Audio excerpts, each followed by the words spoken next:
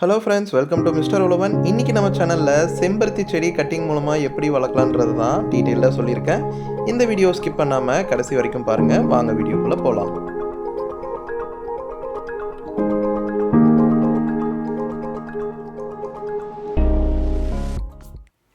நம்ம சொந்தக்காரங்க வீட்லையோ இல்லை ரோட்டில் போகும்போதோ அழகான ஒரு கலரில் செம்பருத்தி செடி பார்த்துருப்பீங்க.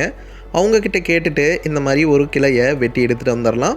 வெட்டி எடுத்துகிட்டு வந்த கிளையோட மொத்தம் இந்த அளவுக்கு ஒரு பென்சில் சைஸோட கொஞ்சம் தடிமனாக இருக்கிற மாதிரி எடுத்துக்கோங்க.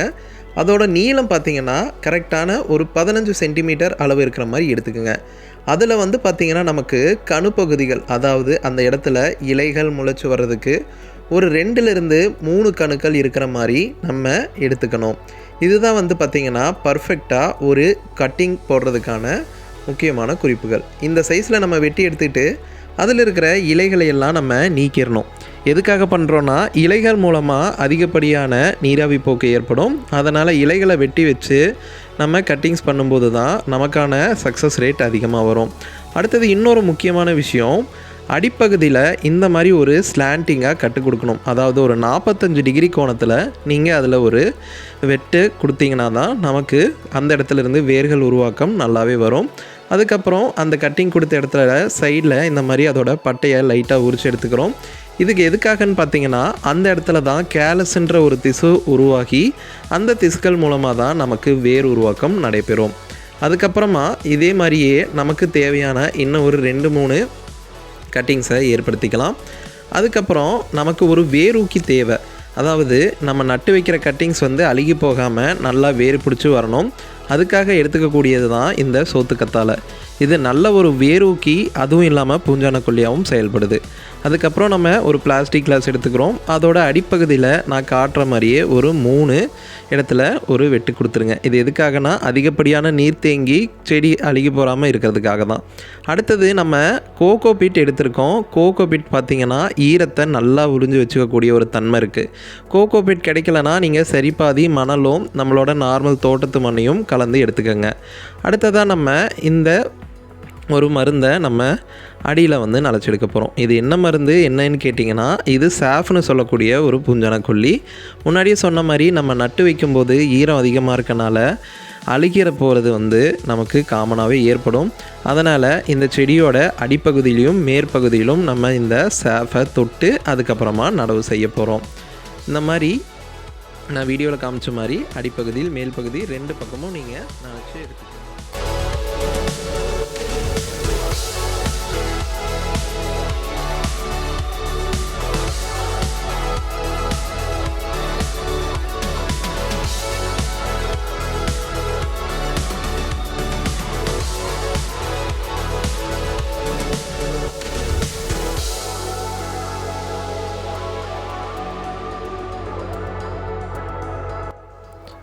அடுத்ததாக இதுக்கு நம்ம தண்ணீர் விட்டுக்கலாம். தண்ணீர் பார்த்திங்கன்னா பொதுவாக எவ்வளோ நாளைக்கு ஒரு தடவை விடணுன்ற சந்தேகம் எல்லாருக்குமே இருக்கும். இந்த நம்ம கட்டிங்ஸ் வைக்கிறதுல கோகோ பீட் யூஸ் பண்ணியிருக்கனால அதில் ஈரப்பதம் நல்லாவே தக்க வச்சுக்கக்கூடிய தன்மை இருக்குது. அதனால் நீங்கள் ஒரு 2 நாளைக்கு ஒரு தடவை எடுத்து தண்ணீர் விட்டாலே போதுமானது. அதிகமாக தண்ணீர் விட்டாலும் நம்ம முன்னாடியே கட் பண்ணி எடுத்துருக்கனால அது வழியாக தண்ணீர் வடிஞ்சு போகிறதுக்கும் வாய்ப்பு இருக்கனால உங்களுக்கு எந்த ப்ராப்ளமும் இருக்காது. ஸோ ஈரப்பதம் இருக்க அளவுக்கு நீங்கள் தண்ணியை விட்டுக்கலாம். அடுத்ததாக நர்சரியிலலாம் பார்த்திங்கன்னா நமக்கு மிஸ் சாம்பர்னு சொல்லக்கூடிய ஒரு இடத்துல வச்சு தான் எல்லா கட்டிங்ஸையும் உருவாக்குவாங்க. அந்த இடத்துக்குள்ளே நமக்கு வெளிச்சம் பார்த்திங்கன்னா ஓரளவுக்கு கம்மியாக இருக்கும். ஈரப்பதமும் ஒரு ஹியூமிடிட்டிங்கிறது அதிகமாகவே இருக்கும். எல்லா செடி வளர்கிறதுக்கும், அதாவது கட்டிங்ஸ்லேருந்து செடிகள் துளிர் விடுறதுக்கு அந்த மாதிரி ஒரு சீதோஷண நிலை தான் 100% பக்காவாக இருக்கும். அதே மெத்தடை தான் நம்ம இப்போ யூஸ் பண்ண போகிறோம். அதுக்காக எடுத்துக்கக்கூடியது பார்த்திங்கன்னா ஒரு பாலித்தீன் கவர். இந்த கவரை எடுத்து நம்ம கட்டிங்ஸ் போட்ட இடத்துல அப்படியே கவர் பண்ணி அடியில் ஒரு நூலோ ரப்பர் பேண்டோ வச்சு கட்டிடுங்க. இந்த மாதிரி கட்டுறதுனால உள்ள ஹியூமிடிட்டி நல்லாவே இருக்கும். அடுத்ததாக இதை எந்த இடத்துல வைக்கணும், வெயிலில் வைக்கணுமா நிழலில் வைக்கலாமான்ற சந்தேகமும் உங்களுக்கு இருக்கும். என்ன பண்ணுன்னா, உங்கள் வீட்டு ஜன்னல் ஓரத்தில் போய் எடுத்துகிட்டு வச்சுருங்க. அந்த இடத்துல தான் நமக்கு வெளிச்சம் ஓரளவுக்கு 50% ஷேடு இருக்கக்கூடிய இடமா இருக்கும். அந்த இடம் தான் பர்ஃபெக்டாக இருக்கும். இல்லை நீங்கள் ஒரு மரத்தடியில் வைக்கிறீங்கனாலும் வச்சுக்கலாம், அது உங்களோட விருப்பம்தான். இதுக்கப்புறம் ஒரு 30 நாள் கழித்து பார்த்திங்கன்னா நம்மளோட செடியில் துளிர்கள் சூப்பராக வர ஆரம்பிச்சிருச்சு. வேரும் பார்த்திங்கன்னா ஓரளவுக்கு பார்த்திங்கன்னா உங்களுக்கே தெரியும் நல்லாவே வர ஆரம்பிச்சிருக்கு. இதை வந்து இப்போவே நீங்கள் மறுநடவு செய்யணுமான்னு கேட்டிங்கன்னா இல்லை, இன்னுமே ஓரளவுக்கு வேர்கள் விட்டு அதுக்கப்புறம் நடவு செஞ்சிங்கன்னா நம்ம செடி சூப்பராக தழைஞ்சு வரும். ஒரு 55 நாள் கழித்து பார்த்திங்கன்னா துளிர்கள் சூப்பராக வளர்ந்துருச்சு. உங்களுக்கு வேரையுமே நான் எடுத்து காட்டுறேன். இந்த இடத்துல முக்கியமாக நீங்கள் நடவு செய்யும்போது இந்த எர்த்து பால்னு சொல்லுவோம், அதாவது வேர் பகுதி நம்ம முன்னாடியே போட்டு வச்சுருக்கோம் பார்த்திங்களா, நல்லா பிடிச்சு வளர்ந்துருக்கும். இதை நீங்கள் எடுத்துகிட்டு வச்சிங்கன்னா செடி கருகி போயிடும். உங்களுக்கு வேர்களை காட்டணுன்றதுக்காக தான் நான் அந்த எர்த்து பாலை ரிமூவ் பண்ணுறேன். நீங்கள் முடிஞ்ச வரைக்கும் மறுநடவு செய்யும்போது ஒரு பாட்லேயோ இதுலேயோ வைக்கும்போது இந்த எர்த்து பாலை டேமேஜ் பண்ணாமல் அப்படியே நீங்கள் நடவு செய்கிறது தான் நல்ல மெத்தடாக இருக்கும். ஸோ இப்போ நம்ம அழகாக அதை பிரித்து எடுத்துருவோம்.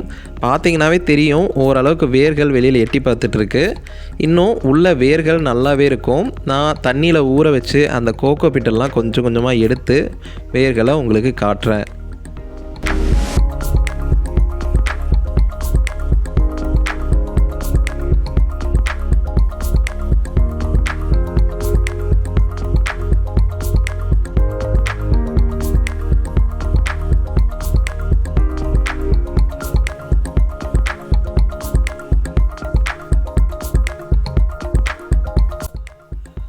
ஸோ டேமேஜ் பண்ணாமல் மெதுவாக பொறுமையாக தான் எடுக்கணும். வாவ், எவ்வளோ வேர்கள், சின்ன சின்ன வேர்கள் அழகாக வந்திருக்குன்னு பார்த்தாவே தெரியும். இந்த ஸ்டேஜில் நீங்கள் நடவு செய்யும்போது செடி சூப்பராக தழைஞ்சு வந்துடும். முடிஞ்ச அளவுக்கு நடவு செய்கிறதுக்கான நேரம் என்னென்னு பார்த்தீங்கன்னா காலையில் நேரம் இல்லை சாயந்தர நேரத்தில் தான் நீங்கள் நடவு செய்யணும். மதிய நேரத்தில் போய் வச்சிங்கன்னா ஏற்கனவே மண் நல்லா சூடாக இருக்கும். அந்த சூட்டில் வேர்கள் வைக்கும்போது செடி வந்து கருகி போகிறதுக்கு வாய்ப்புகள் இருக்குது. ஸோ முடிஞ்ச அளவுக்கு ஏர்லி மார்னிங் இல்லை ஈவினிங் டைமில் நீங்கள் நடவு செஞ்சிங்கன்னா சூப்பராக நமக்கு செடிகள் வளர்ந்து வந்துடும். இந்த வீடியோ உங்களுக்கு பிடிச்சிருக்குன்னு நம்புகிறேன். பிடிச்சிருந்தால் நம்ம சேனலை மறக்காமல் சப்ஸ்கிரைப் பண்ணிக்கோங்க. நன்றி, வணக்கம்.